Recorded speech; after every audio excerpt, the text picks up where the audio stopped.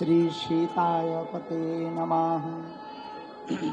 माता रामो मत्पिता रामचंद्रः, स्वामी रामो मत्सखा रामचंद्रः, सर्वस्वं मे रामचंद्रो दयालु, नान्यं जाने नैव जाने न जाने। दक्षिणे लक्ष्मणो यस्य, वामे च जनकात्मजा, पुरतो मारुतिर्यस्य, तं वन्दे रघुनन्दनं। श्रीसीतानाथ समारम्भाम् श्रीरामानन्दार्य मध्यमाम्, अस्मदाचार्यपर्यन्ताम् वन्दे श्रीगुरुपरम्पराम्। रामचंद्र भगवान की, आद्य शक्ति भगवती कात्यायनी माता की जय हो।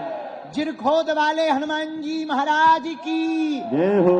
कनाट प्लेस वाले हनुमान जी महाराज की जय हो। मरघट वाले बाबा की जय हो। कोटवन वाले पूज्य मौनी जी महाराज की जय हो। साधु समाज की जय हो। परम पूज्य श्री गीता मनीषी जी महाराज की जय हो। पूज्य श्री भैया जी महाराज की जय हो। शनि धाम की जय हो। पूज्या दीदी माँ की जय हो। सभी संत जनों की जय हो।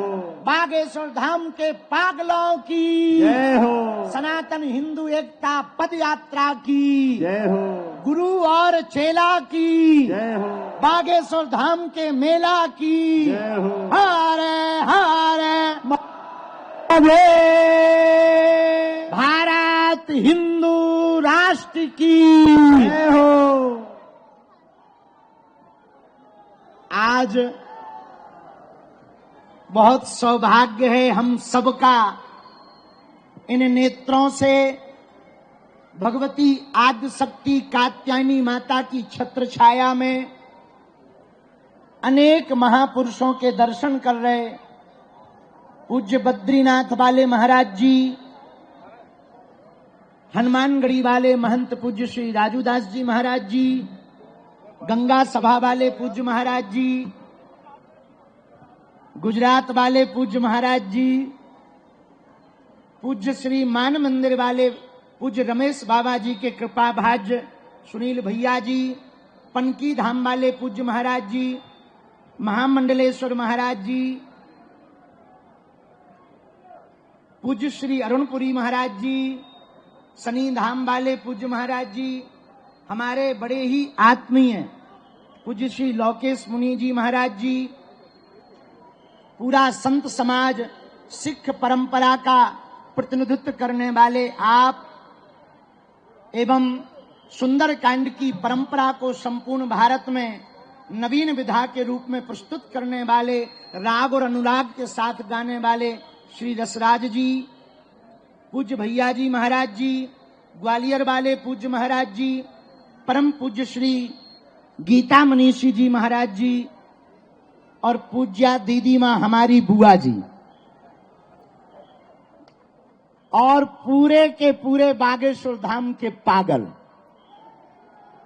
आज 7 तारीख है, 7 नवंबर वो तारीख है 1966 में। इसी 7 नवंबर को इसी दिल्ली में साधु संत बच्चों के ऊपर गोलियां चलाई गई थी और आज पूरा साधु समाज धर्म सम्राट स्वामी करपात्री जी महाराज के उस महान गौ आंदोलन को स्मरण करके एक साथ सनातन का 7 नवंबर 7 को यहां पर बैठा है। आज का ही वो दिन था जब धर्म विरोधी ताकतों ने, सत्ता पर बैठे हुए सत्ताधीशों ने निहत्थे संतों पर और हमारी सबकी प्राण, हम सबके प्राण गौ माता के ऊपर गोलियां चलाई थी।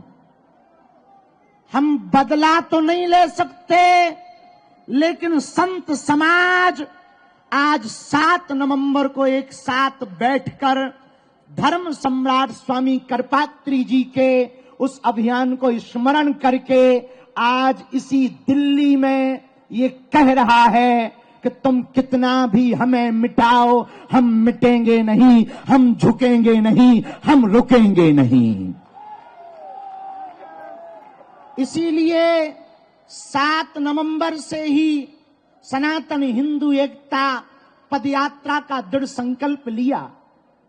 जितने भी बागेश्वर धाम के पागल पूरे मैदान में खड़े हैं, एक बात गांठ बांध लें, अपनी ये पदयात्रा राजनीतिक पदयात्रा नहीं, आध्यात्मिक पदयात्रा है।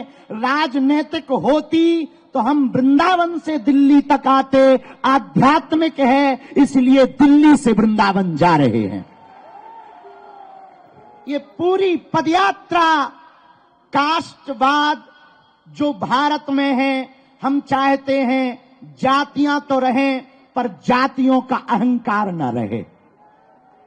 और अब प्रण ठान लिया, सबने मन में मान लिया, साधु संतों का कमंडल और बागेश्वर धाम का मंडल 16 तारीख तक चलेगा। गांव गांव गली गली में शोर होगा, सनातन का जोर होगा, हिंदुओं की एकता होगी, धर्म विरोधी और देश को बिगाड़ने वालों की ठटरी बजेगी।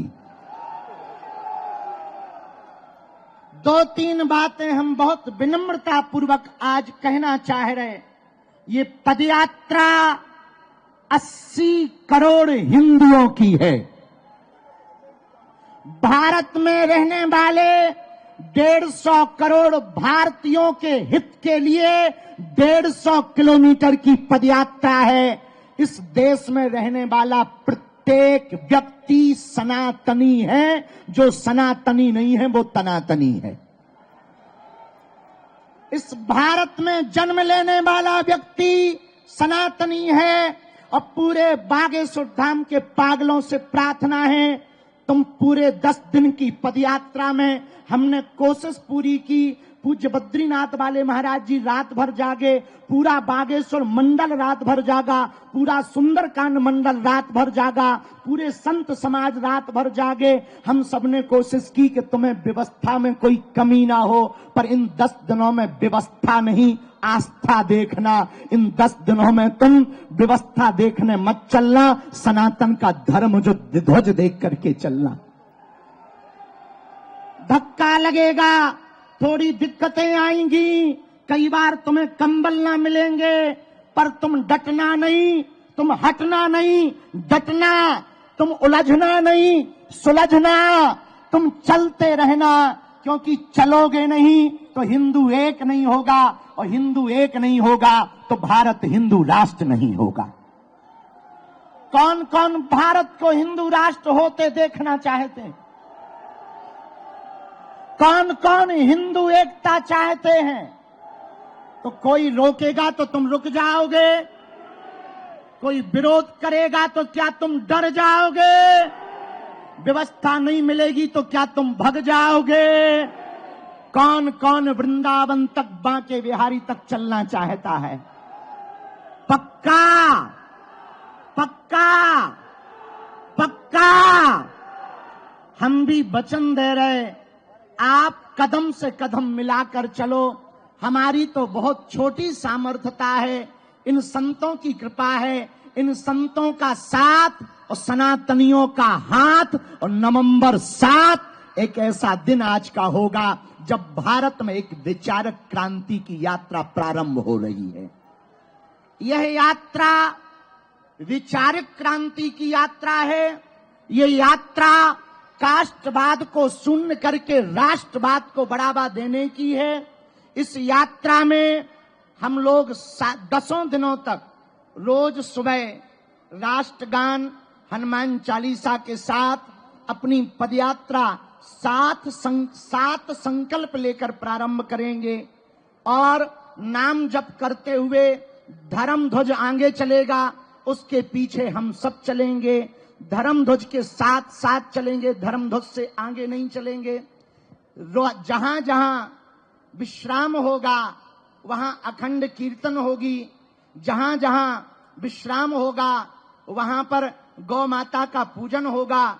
जहां जहां विश्राम होगा भोजन और भजन दोनों की व्यवस्था होगी।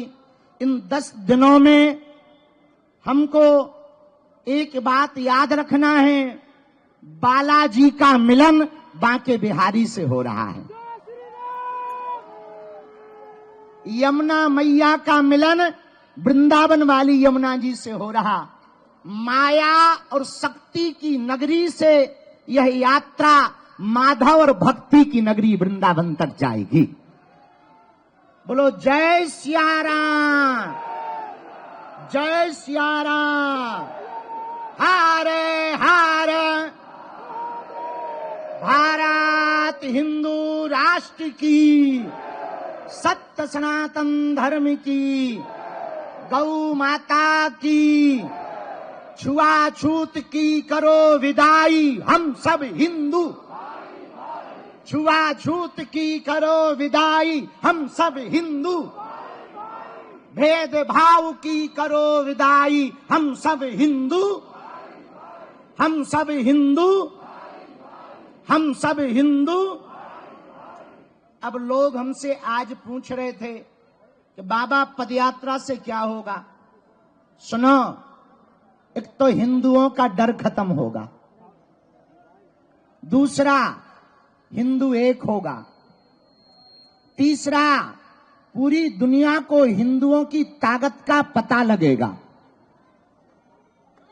जब फ्रांस के लोग अपनी सड़कों पर उतरकर फ्रांस को बचाने के लिए सड़कों पर उतर सकते, इंग्लैंड के लोग अपनी देश को बचाने के लिए सड़कों पर उतर सकते, तो हम भारतीय क्यों नहीं अपने भारत को, सनातन को बचाने के लिए सड़कों पर उतर सकते। किसी ने हमसे कहा बाबा यात्रा से दंगा होगा। हम कहा दंगा वाले ठटरी के बड़े दूसरे हैं, इसमें गंगा बहेगी। ये दंगा के लिए नहीं, गंगा के लिए पदयात्रा है। ये तनातनी के लिए नहीं, सनातनियों के लिए पदयात्रा है। हम किसी के विरोध में नहीं हैं। हमें मुसलमानों से भी दिक्कत नहीं, ईसाइयों से भी दिक्कत नहीं, पर यदि वो गजवाए हिंद कहेंगे तो हम भगवाए हिंद बना के रहेंगे। यदि वो सर तन से जुदा करने की बात करेंगे तो जो अभी पाकिस्तान में 9 जगह फटाके फूटे, वो उनके, हमारे पास फटाके तो है नहीं है, पर देश की सेना तो फोड़ ही सकती है। तीसरी बात और सुनो, 1947 में एक विशेष मजहब मुसलमानों के द्वारा मांग हुई कि हम भारत में नहीं रह सकते। अच्छी बात है, उनके लिए अलग टुकड़ा बना दिया, नाम हुआ पाकिस्तान। क्या हुआ? पाकिस्तान। ठीक हुआ, अच्छी बात है, बट ही गया। लेकिन अब जो शेष बचा भारत, उस भारत में जहां 80% हिंदू रहते हैं, वो तो हिंदू राष्ट्र हो जाए। जब पाकिस्तान इस्लामिक राष्ट्र हो सकता है, 65 से ज्यादा देश इस्लामिक देश हैं, 95 से ज्यादा देश ईसाइयों के देश हैं, एक देश यहूदियों का है, एक देश बौद्धों का है, तो पूरी दुनिया, Burma, Indonesia, Cambodia, Fiji, Mauritius, Bharat, Nepal, इन देशों में रहने वाले हिंदुओं के लिए एक देश होना चाहिए। आज नहीं कल होगा। किसी ने कहा बाबा हिंदू राष्ट्र की डेडलाइन क्या है? हमने कहा जिस दिन तुम्हारे जैसे पढ़े लिखे नक्कटा हिंदू राष्ट्र की मांग करेंगे, उसी दिन भारत हिंदू राष्ट्र हो जाएगा। चौथी बात, बहुत विनम्रता पूर्वक सुनो, हम लोग ये पदयात्रा जो कर रहे हैं, लड़ाई के लिए नहीं, हम तलवारों की लड़ाई पर भरोसा नहीं करते, विचारों की लड़ाई पर भरोसा करते हैं। पूरी पदयात्रा में हम लोगों को किसी के खिलाफ नहीं बोलना, केवल हमें अपना घर संभालना। अपना घर है जो हम भेदभाव में फंसे, छुआछूत में फंसे, ऊंच नीच में फंसे, अंगड़ा पिछड़ा में फंसे, इनसे ऊपर उठकर 14वीं शताब्दी में रामानंदाचार्य भगवान ने जो कहा था, जात पात पूछे नहीं कोई, हरि को भजे सो हरि को होई। हम लोगों को इसी बात को पकड़कर चलना है। सुबह से लेकर सायंकाल तक नाम कीर्तन करते हुए चलना है।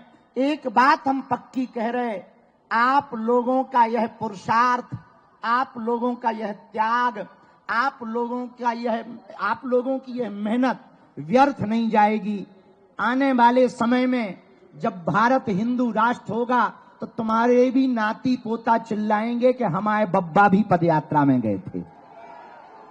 जैसे बाबरी मस्जिद का ढांचा ढहा था और राम मंदिर बना था, तो उसमें दीदी माँ की चर्चा, पूज्य हमारी बुआ जी की चर्चा आज तक होती। बोले कौन आया? बोले शेरनी आई है।